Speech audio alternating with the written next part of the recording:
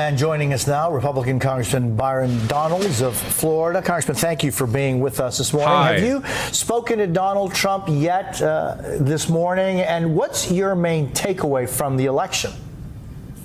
I haven't spoke with him this morning, spoke with him some last night. The big takeaway is the greatest political comeback in American history, and also the beginning of a political realignment behind Donald Trump. Hispanic voters, black voters, working class men and women all through our country, independents, young voters, they all decided the same thing, that we needed a change in leadership, we needed a change in direction, and we needed a vision to put the American people first, and that vision was provided by Donald Trump. Let's listen to some of what we've heard from now President. I mean, he's not wrong. It's not like 2020 anymore where they have to cope about like the election being stolen. It is true. Like factually, what he is saying is an accurate description of the way the race played out. To elect Donald Trump, some of his rhetoric during the campaign. I'm not running against Kamala. I'm running against an evil Democrat system. These are evil people. We're running against a very evil system, and we have to defeat that system, and America's future will be an absolutely incredible one. So, Ben, last night we hear he will heal the country. That's the kind of populist rhetoric that people want, by the way. I'm not saying that that literal rhetoric is what's necessary, like word for word, but that is what people want to hear. That is what people want. Frankly, it's what I want. I would love a like left populist presidential candidate who would say it's not just about Donald Trump. It's about like the billionaire class and their war against the American working class in the form of like buying political influence. I would love that. It is fundamentally like a challenge to the system. It's more, but Kamala Harris didn't do that. Kamala Harris and the Democrats at large have been insistent in making it about Donald Trump. I don't think that Kamala Harris was like obsessing over Trump in her run. Like she didn't mention Trump every other breath. She's not as vindictive as Donald Trump was about Biden or about Kamala Harris. But I do think that when they levied blame, they only talked about Trump. They only talked about Trump. It's not just about Trump. The whole capital class consolidated behind him. How's he going to do that, especially when he says something like that and applies it to people who maybe don't support him, who didn't vote for him?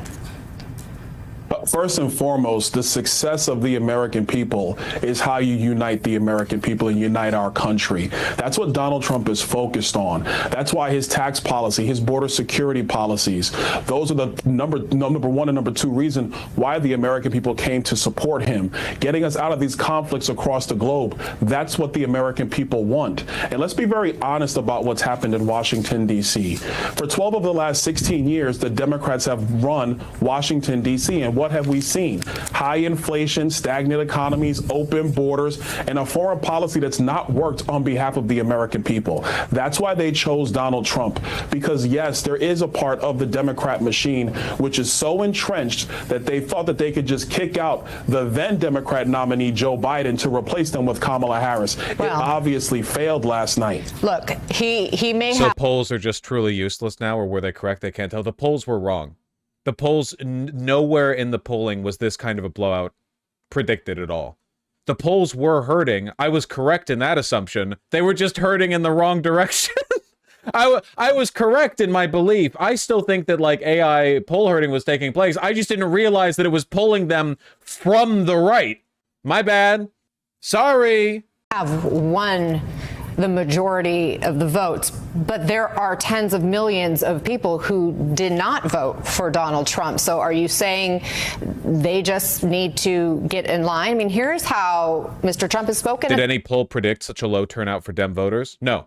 No, I genuinely don't have a full explanation for how things panned out the way they did. With voter enthusiasm through the roof, presumed voter participation expected to be through the roof, all the early signifiers showing a bunch of people turning out, Kamala Harris having massive turnout at the rallies, Donald Trump having like basically no turnout at the rallies, and then, boom, 15 million votes gone.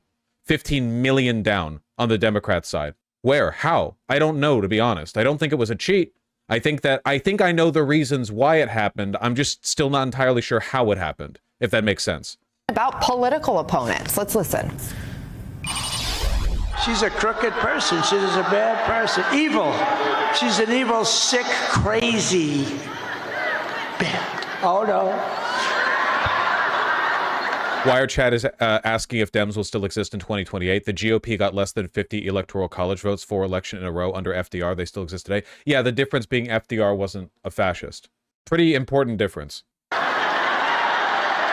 It starts with a B, but I won't say it. I want to say it. Adam Schiff and all this scum that we have in this country. She's a radical war hawk. Let's put her with a rifle standing there with 9 barrels shooting at her. Okay? I saw this. Let's see how she feels about it. Congressman, how do you answer Americans who are concerned that he will make good on his promises we've heard to exact retribution against political opponents? Well, actually, let's make one thing very, very clear. Donald Trump's focus is on the American people, the forgotten men and women of this country, the people that work hard every day, the people that want safe streets, the people that want to build generational wealth, the people that want to pass something on to their children. They're not, of course, like, we're not going to get any direct answers, but I still think there's information to be gleaned from the non-answers. If we're going to be honest, Nancy Pelosi, Adam Schiff, Liz Cheney, they've been never Trumpers from the beginning. They've never supported him, but the American people support him. That's why he won a mandate. The popular vote disparity is genuinely just insane. I think I know why it happened. I don't think I know how it happened. I can understand underperformance, but a 15 million vote deficit is genuinely, like, it's genuinely baffling. It defies, like, no one I can say this with confidence. No one predicted this outside of, I guess, like, insane Republican partisans who were saying that Trump was going to have a 50-state sweep anyway. Like, they were just saying Trump was going to win bigly. There wasn't, like, a methodological approach towards it. Unless the methodology was just, like, partisanship. Last night. And so the key thing now is moving forward to focus on the people of our country. Hopefully the politicians in Washington, D.C., they realize what the American people have said is that they want a secure border, they want a sound economy, and they want leadership that is focused on them first, not their power circles in Washington, D.C. And so that is what occurred last night, because Donald Trump's entire focus has always been on the American people, first, second, and third, whether you're a Republican voter, Democrat voter, independent voter. Great economies and secure borders work for all of us. Hey, Congressman, I want to kind of refer to what you're talking about forgotten people. As you know, there are probably 22 million people living in our country in mixed immigration status households. There are 10 or 11 million people who have been here, many for decades, with U.S.-born children that have participated and continue to participate in our economy. There are young men and women recipients of DACA that know of no other country but this one. And there is, among those people and many others, a palpable sense of fear for what may the future hold for them. What is your message to those people? My message is clear. Right now, under the administration of Joe Biden and Kamala Harris, there's been about 500,000 people in our country let in who are... What's the goal here? To numb me to the lies like exposure therapy, or to punish me for, I guess, not phone banking? First of all, if you didn't phone bank, it's true. You are singly responsible for this outcome. Second of all, to numb you to the lies? Yeah. This is what it's going to be like for at minimum 4 years. Yeah, I'm sorry. If you want to follow politics, that means following this. If you don't want to follow this, that means not following politics. This is the new normal. Convicted of crimes. 14,000 convicted of murder. Those people are going to go home immediately.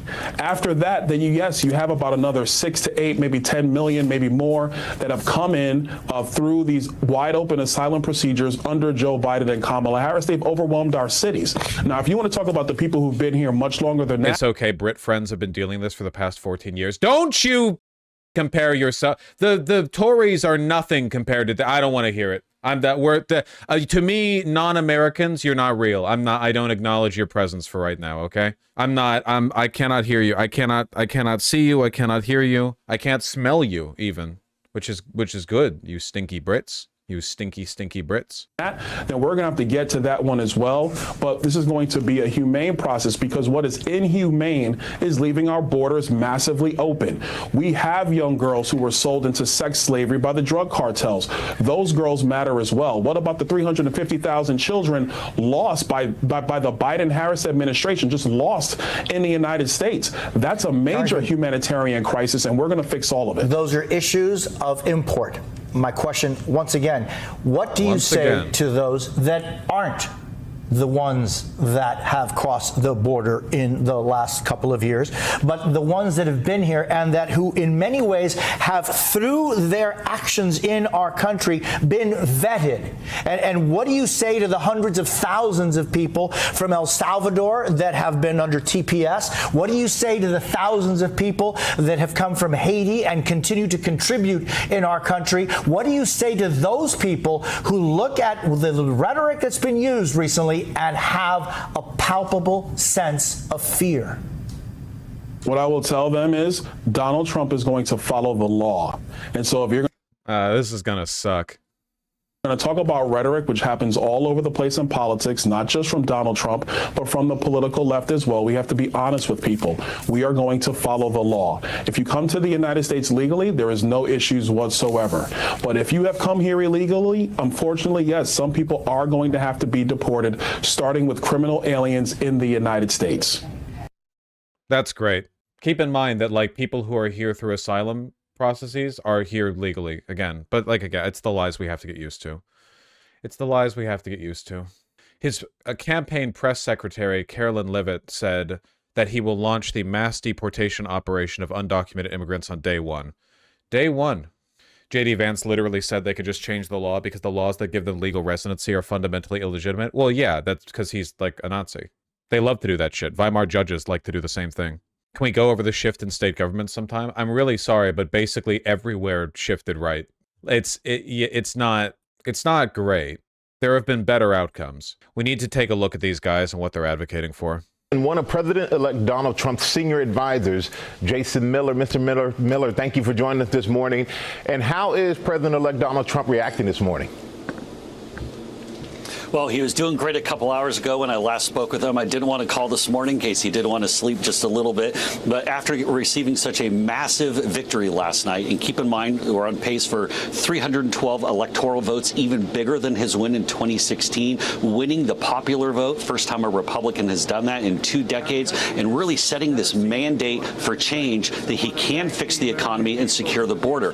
Michael, you look at the way that the president built this new coalition, winning upwards of a third of the votes from voters of color all the way across the country, with African-American supporters, Latino Americans. I saw a tweet on this, and I think it's very funny because it's kind of true that you have to retire the people of color term now that Latin people break 50-50 Kamala Trump and black people voted like 90-10 for Kamala, you know? I feel it's definitely like there's a big tent that is not being like very descriptive of political affiliation, you know?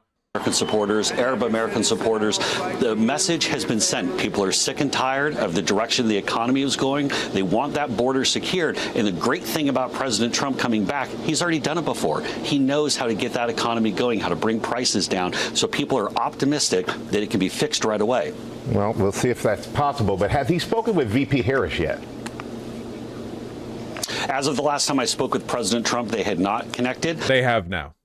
But we'll see what happens today. But it is such a big, overwhelming victory last night, with the networks calling it, the Associated Press and others, that now the time is to look forward to putting together that transition team. And obviously, as we head into the White House, and I think what President Trump said last night when he was up there on the stage was that he wants to heal the country. This is the time when we put aside the political divisions, we bring Democrats, Republicans, people who aren't necessarily even involved with politics together. That has to start at the top, and that's the message that President Trump sent, that he wants to bring the country together. Yeah, he did talk about unity, which we saw in the speech last night or early this morning. We'll watch the speech so what soon. specifically will he do to reach out to voters who supported Vice President Harris? Yeah, well, number one is you saw what he said last night was that everybody is impacted by the economy. He is going to put more money back in the pockets of every single voter, whether they voted for him or not. He is going to make our streets safe, securing the border. We know that he's the one who can restore peace. We had no new wars under President Trump. That's the mindset. That's the approach. But even last night when President Trump was speaking, he spoke of a number of different names, people who were Democrats, people who weren't affiliated with politics in any way, shape, or form, that he can bring together. But that, again, that starts at the top. I think in this campaign, there was too much that was made about division and hatred towards other sides. And the reason why President Trump won and why he won so big, he told every voter what he was going to do for them, how he would improve their lives. Michael, in campaigns... It is true. It is true. Kamala Harris, for the most part, like, hedged her claims, and they were very selective, you know? Grants to people buying a new home. Like, it's again, like, nothing competes to the American voter, which is dumb as rocks. Nothing competes with the classic, like, I will personally give you $1 million. It's just, you know, you have to cut through the technocracy, cut through the middle class rhetoric. Just, I will make thing good for you, you know? Remember when Donald Trump handed out the first of the COVID stimulus checks and he had his name signed on all of them? That was a very good move. And then Biden, when he ran through the checks, didn't do that? You have to tell people what you're going to do for them. President Trump did that successfully. Well, he told everyone what he was going to do. He said he has an unprecedented and powerful mandate. So what will he do on day one? Yeah, great question. So a number of things you can do with executive orders, such as put all of his strong border policies back in place. And the previous administration didn't need any acts of Congress to go and break the border. And so all we have to do with regard to the borders, put his policies back in place. We can secure it and start making the country much more safe. Also, we can get a lot of the energy exploration going, which, of course, that will help with bringing down the cost of things and stop the out of control inflation that we've seen. Other things take acts of Congress and such, but you can start off on day one. And that, I think, was one of the key value propositions of why voters look to President Trump, because they've seen him do it before. This isn't something where you hear politicians talk about things on the campaign trail and you don't know if it'll come together. President Trump built the greatest economy we ever had. We had a secure border. He can put that back in place, and the voters know that he's already done it. And in terms of his incoming administration, last week, Robert F. Kennedy Jr. I'm kind of rooting for Trump to crash the economy now. We need him to be the next Herbert Hoover. I don't want people to suffer, but it is definitely true that maybe the worst outcome here is that purely because he concedes completely to capital, the economy looks like it does well, the numbers go up even as people struggle, and he gets away with just the maximum amount of misery he can create without making the median American feel like they have less money in their wallet. If that happens, then this could go on like forever, basically. It's basically just a matter of consequence, right? Like, there need to be consequences to bad policy. If through circumstance bad policy isn't punished with bad consequences, then you just keep doing the bad policy forever, right? Like, it's gonna go on, you know? Are we all accelerationists now? No, but we are on the fast track, whether we want to be or not.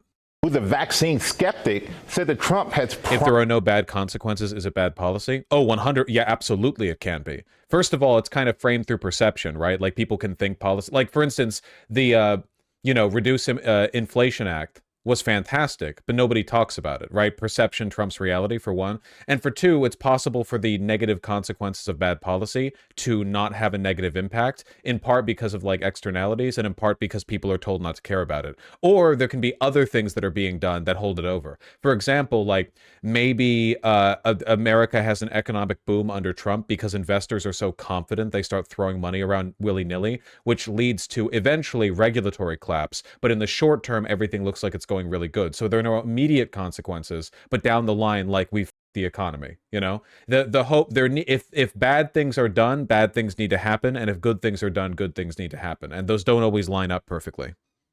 Promised him control of the public health agency. So how much authority will the president give him?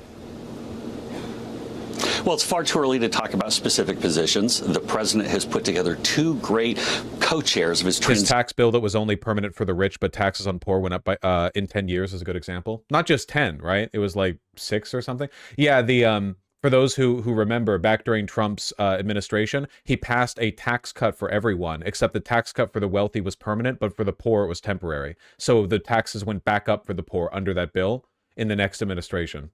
It expires at the end of 2025. Oh, no, never mind. Okay, gotcha. Eight years? Okay, gotcha. Okay, yeah. It expired during Biden's administration. I don't remember the exact year that it expired. And yes, I get it. The German coalition collapsed. You're not a real country. Wait your turn, okay? We're dealing with one country collapsing right now. We'll deal with the second one collapsing in a bit, okay? Transition effort, Howard Lutnick and Linda McMahon, they will put a number of options in front of the president, and the president ultimately will go and pick who he wants. Some may be Senate confirmed positions, some might be appointed positions, but he is going to put the best people in the positions to where he feels that they can bring that change. Michael, the country is going in the wrong direction. Upwards of 70%, I believe maybe even 72% of Americans say things are going in the wrong way. People want change, and you look at the diverse communities, the blue wall states, the Teamsters, the union workers, everybody who rejected the status quo and said, we want to go. Oh, yeah, this is a good point. Likewise with delayed consequences for stuff like good Biden policy. Those Medicare drug prices that are supposed to drop in 2026 will now happen under a Trump administration, which he will, of course, take credit for.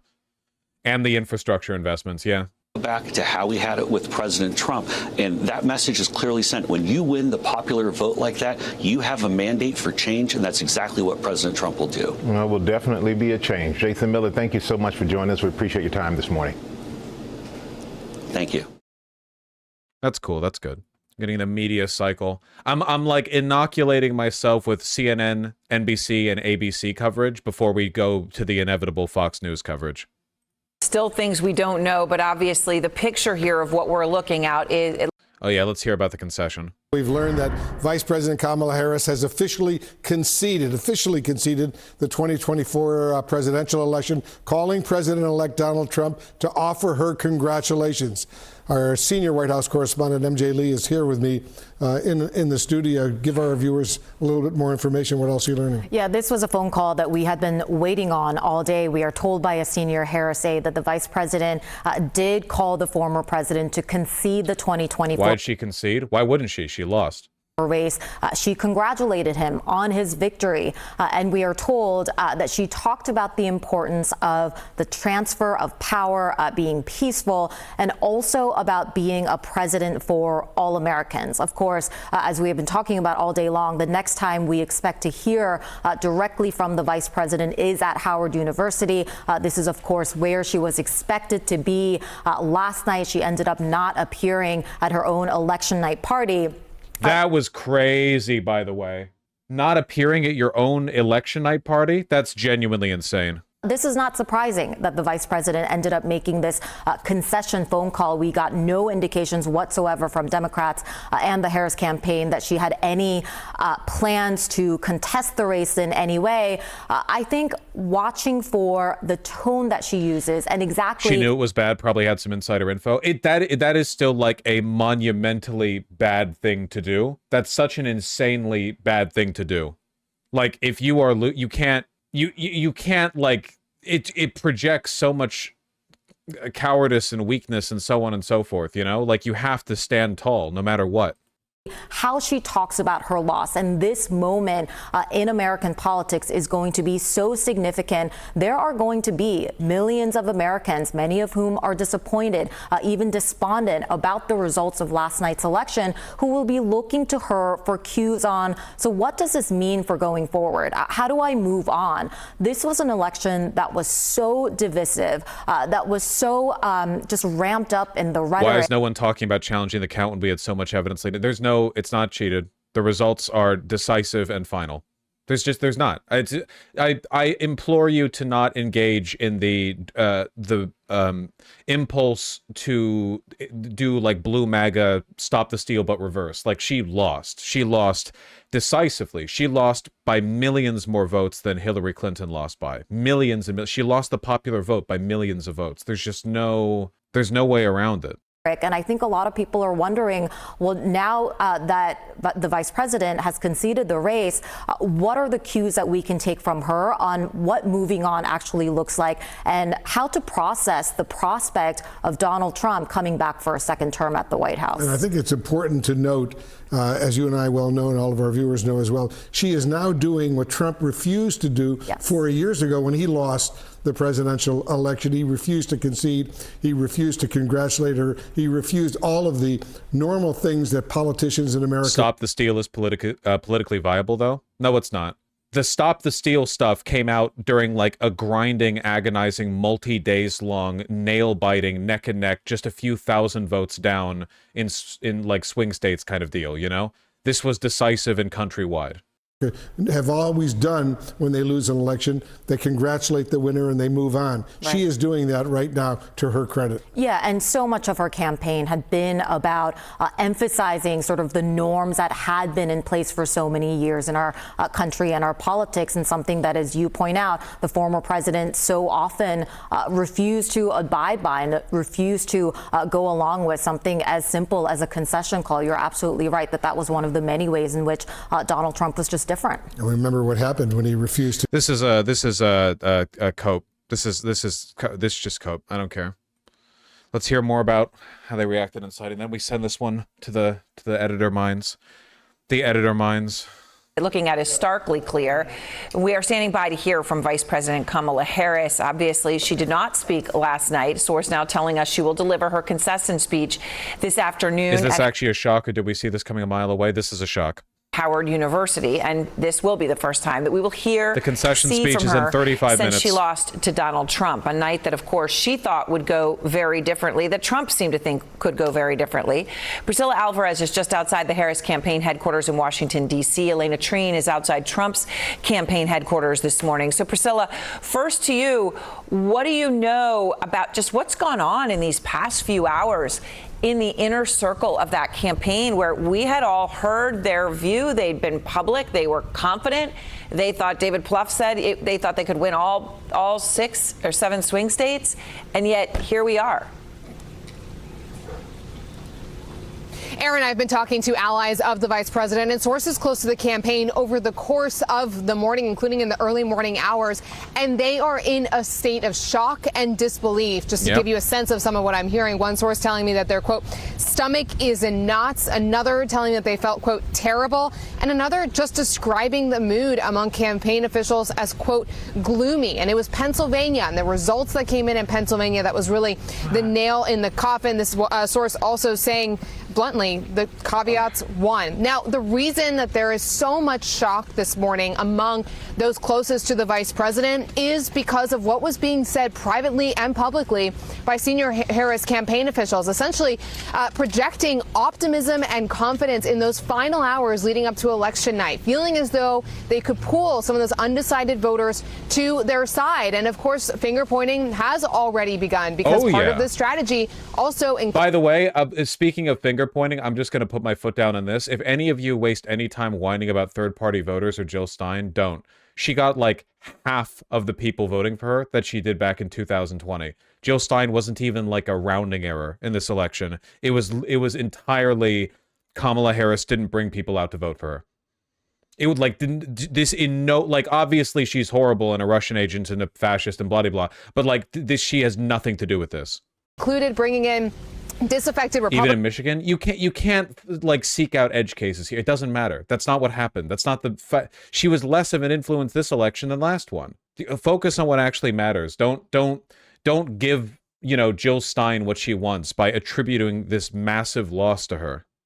Republicans who they believe were fatigued by former President Donald Trump, as well as trying to lock in parts of their coalition. She didn't run last time. 2016. Sorry. Yes. Howie Hawkins was 2020. Yes. 2016. Had been waning enthusiasm, but the numbers have shown they just were not able to accomplish that, including in some of those red rural counties that they had banked on peeling off some of those Republican votes. Now, as you mentioned there earlier, the vice president will be speaking at 4 p.m. at her alma mater here at Howard University. She is also expected to call former President Donald Trump ahead of that speech. So certainly, Aaron, a lot of work going on behind the scenes to work on those remarks. Yeah, absolutely. You can only imagine that phone call, right? You know, he came out just the other day, right? Low IQ, all these things, and to have to pick up the phone and make that call. These are, of course, I think at these moments to remember, human beings. Priscilla, thank you very much. And let's go to the Trump campaign now, where Elena Treen is in West Palm Beach, Florida. And Elena, here's the thing. It appeared from everything the Trump campaign was signaling, the way he was acting himself, he didn't think he would win. Then he came out and won. And he didn't genuinely, none of the messaging prior to the election gave me the impression that Republicans were confident in their win, not even remotely. I still think the Republicans were signaling weakness all the way up until the actual results, at which point they were like, oh. Just barely win. He won in a landslide. So how does this adjustment sink in, and what do his next few hours look like? Well, you're certainly right, Aaron, that, heading into yesterday, Donald Trump's campaign kept saying they were cautiously optimistic, but behind the scenes, there was a lot of uneasiness. They expected the race to be incredibly close, and they were not expecting it to be called as soon as it was. When I talked to some advisors soon after most of the networks, including ours, had called it for Donald Trump, they said that they were obviously excited, but also relieved, again, because they had not anticipated that it was going to come so quickly, particularly those crucial votes in the battleground states. Now, as for today, I'm told Donald Trump is laying low for the most part. We know that he's been taking calls with a series of people who've been congratulating him. One thing to note about that is that we've heard, clearly we've seen foreign leaders publicly reach out and congratulate him over online, but they Netanyahu was ecstatic. He was straight up junking Donald Trump off over the internet in his Twitter post. Also been calling him, as have CEOs, and Donald Trump's campaign is very closely tracking who was reaching out and when, because remember, Donald Trump values loyalty at many times above all else, and so this is something that they are watching very closely throughout the course of this day. Yeah, of course. Even watching. Great, fantastic stuff. How much influence do you think people like Brianna Joy Gray and Anna Kasparian had? Like, none. That wasn't the factor here. You have to point the blame appropriately. I talked about this earlier in the stream, but I really do think it comes down to sexism, right-wing media saturation, and Democrats not adopting populist messaging. Don't fall for any of the online. It's easy to look for people to blame, and there are plenty of people to blame, but unfortunately this issue runs so much deeper than just like there are bad actors involved. This is like a fundamental upset. This is like an extraordinary across the board, every demographic, every county, every state underperformance that can't be boiled down to like, these people did something, Watching the world leaders, so you think about what people said, what they thought, and now what they're saying.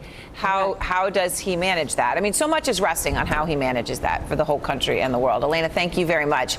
Wolf. Aaron, thank you. My team of experts is here with me right now. MJ Lee and Gloria Borger. MJ, you're our senior White House correspondent. I understand you're working your sources, getting some new information. What are you learning? Yeah, Wolf, obviously there's going to be a lot of soul searching and asking a lot of questions in the coming hours and days about what, if anything, could Democrats and the Harris campaign have done differently. One thing that we are clearly already starting to see take place is finger pointing and the blame game. And a lot of that is going to be directed at President Biden. And this is even coming from some folks inside of the Harris campaign. One senior official I just talked to said Biden will hold a lot of blame for it. And frankly, they said he should. One of the ways in which... Was this all over the Republicans are garbage remark? No, it was actually because of that squirrel. No, it has nothing to do with anything the Republicans did. I'm actually going to call it on that. Donald Trump basically had nothing to do with his own victory. Like basically no influence on it. Donald Trump polled the same number of people, give or take, as the last election. Total, like a complete holding pattern. He actually f***ed up a decent amount, yeah. He did lose millions of votes relative to 2020. This is entirely, and a lot of the demographic shift that we see with like Latino voters going to Trump and like young men and so on, it's not just new voters going to Trump, it's that less people in those demographics voted for Kamala Harris. That, if anything, seems to be like the largest effect because Donald Trump's votes held relatively steady. Kamala's the one missing 15 million votes. He is being blamed right now actually just goes back to the simple decision of seeking a second term and re-election in the first place. Remember, back in 2020 when he was running, he had initially said, I plan on being a transition and a bridge president, and of course changed his mind ultimately and said, I'm the only person that can defeat Donald Trump. I have more work to do, and ended up seeking a second term. And then when his performance completely blew up at the CNN debate over the summer, he had no choice. Ultimately was forced to get out of the race, and that's why we ended up having this very truncated Kamala Harris campaign in the first place. And Democrats. Where does the 15 million number from? She has about 15 million votes fewer than Joe Biden got in 2020. That's why I'm saying 15 million. Are looking back on all of this and thinking, what about that parallel universe where Joe Biden had not sought a second term and there had been a full Democratic primary contest where the party actually chose whoever they thought was going to be the strongest person to run a full campaign. Again, I think just one of many ways in which Democrats are going to be asking themselves the tough questions. A lot of tough questions are going to be aimed at President Biden. Joe would have lost harder. Joe would have lost significantly harder than Kamala, and if you believe otherwise, you're massively coping. His favorability ratings are substantially lower than Kamala Harris's. There is absolutely no way. My take, and I firmly believe this, is that the main reason Harris lost is because we are in an age of populism, and she is still a institutionalist liberal. Joe Biden is like 10 times. He's the incumbent. He's ancient. I think that Biden would have been like a historic blowout. It would have been like even more of a... Now, maybe he would have done marginally better. Do you think he would have done 15 million votes better? No, you're delusional if you think so. I think that Joe Biden dropping out was the right move. I think him just not running for a second time would have been a better move. Bernie Sanders is too old to have been a viable candidate in this election. I understand that, but a Bernie Sanders-like person, a person who talks like Bernie Sanders, a person who thinks like Bernie Sanders, a person who blames the system rather than just Trump, I think they would have kicked ass. Tim Walz? No. Tim Walz was ultimately still beholden to the party he was roped into. Maybe if Tim Walz was like Bernie, an independent who runs with the Democrats, an independent who steps in with them but radically shifts the game. But he didn't offer any real pushback to the way things were with Kamala Harris because he couldn't. He was just a VP pick. Like, I think that Tim Walz is a great guy, and I think that he's got a lot of good political instincts. And I think he did the best he could, given the situation he was in. But there is a huge difference between being an outsider who steps in to offer a populist message to the American people and being a, friendly Midwestern left-leaning governor, Democrat, who gets picked as a VP, but is still ultimately beholden to the messaging and policies of your neoliberal president or presidential candidate.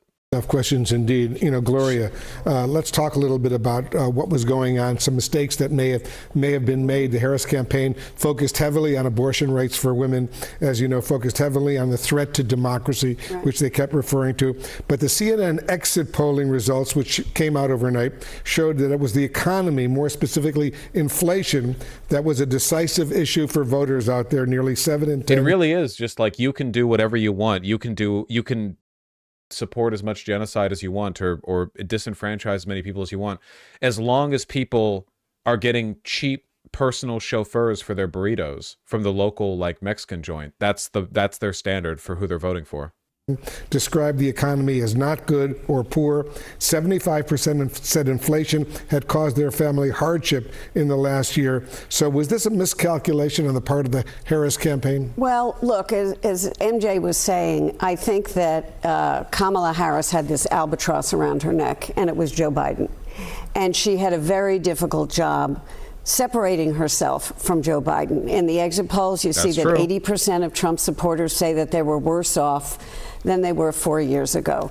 So the economy was a major issue. She tried to say, look, here are my plans.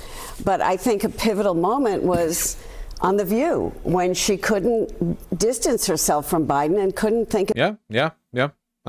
Completely agree. Yeah. In an era of populism where people are turning against incumbents, turning against institutionally aligned people, what's more damning than admitting that you have no real, there's no real difference between you and the status quo? Of anything that she would have done differently. I mean, this is a moment in this country that one source described to me this morning as a rolling realignment, where you have these disaffected voters who are upset because they're not doing as well as they were doing 4 years ago. And it is not based on race, it is based on class, because Donald Trump has brought in all these new Hispanic voters and black voters, for example, and the Democrats are left being Black voters held pretty much as they did back in 2020. The party of the elite, which they feel has nothing to do with them. And so she had a tough job, and she had to do it in just over 100 days. And, you know, looking back on it, that might... Harris outperformed Biden by 11 points with voters making more than 6 figures. Dems are bleeding working class support. I actually don't think it's class-based. I think it's education-based. The biggest turnout for Trump was non-college educated white voters. They broke like 82 to 18 in favor of Trump. I'm sorry, we're having ourselves a little idiocracy moment. I genuinely don't think it's class. I just think that class and education correlate heavily. I think the driving point there is the education. Might almost seem like an impossible task. Very difficult challenge indeed. MJ, you're a White House correspondent. We know that Kamala Harris is going to be delivering a speech at her alma mater, Howard University in Washington, D.C. later today. Do we know if she's planning on calling Trump to congratulate him in advance of that speech? Yeah, as we've reported, that phone call is likely to happen. I misremember the numbers a little bit, but yeah, here. It literally is uneducated people. White voters have gone up plus 10 for Harris from 2016. White voters with a college degree. White voters with no degree pretty much held the same. Voters of color with a college degree, though, have shifted, mostly because of Latin voters. Voters of color, no degree, shifted even more. White women with a college degree have gone up 9 points. White women with no degree stayed pretty much the same. White men with a college degree have gone up 11 points for us. White men with no degree. It is like an educational gap in large part. It's pretty huge. Aren't we getting rid of the Department of Education? Yes, Elon Musk as head of Doge will get rid of it. Every demographic went more to Trump. This one, except for 65 years old and older. Trump regained power in rural America. Yep. More Americans support abortion rights. Yeah. Kind of. So polarized. First-time voters broke plus 13 for Trump. That's wild, man.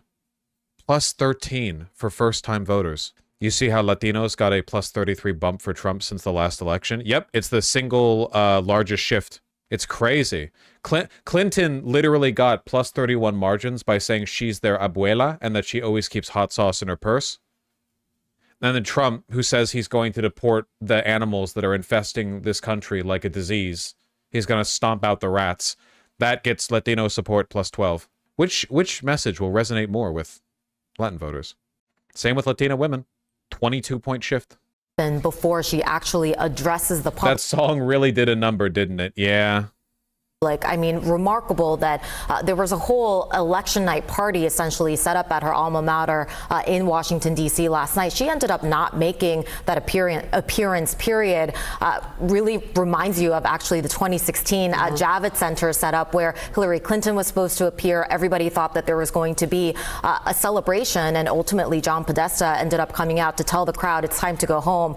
We can't call this race yet.